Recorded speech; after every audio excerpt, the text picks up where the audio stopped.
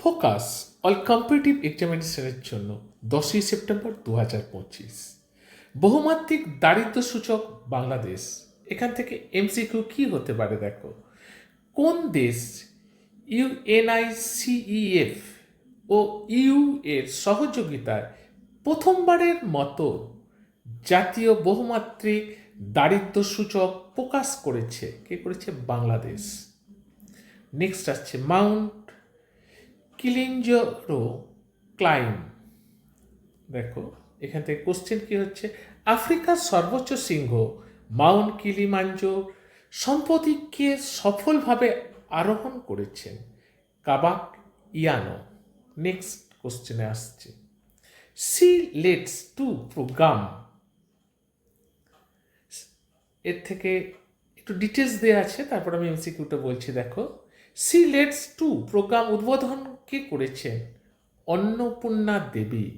আমরা কম খরচে খুব অল্প পয়সাতে আমরা ইউপিএসসি ডব্লিউবিসিএস সহ 50 ধরনের পরীক্ষার প্রস্তুতি দিয়ে থাকি, গ্রাউন্ড লেভেল থেকে অ্যাডভান্স লেভেল।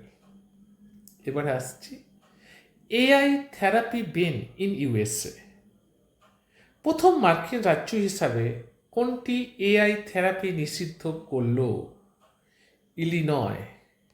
নেক্সট কোশ্চেন আসছে হেপাটাইটিস ডি ভাইরাস। বলছে হু হেপাটাইটিস ডি ভাইরাসকে ক্যান্সার সৃষ্টিকারী রোগ জীবাণু হিসাবে শ্রেণীবদ্ধ করেছে? এখান থেকে এমসিকিউ দেখো, কোন ভাইরাসকে হু ক্যান্সার সৃষ্টিকারী রোগ জীবাণু হিসাবে শ্রেণীবদ্ধ করেছে? Hepatitis D.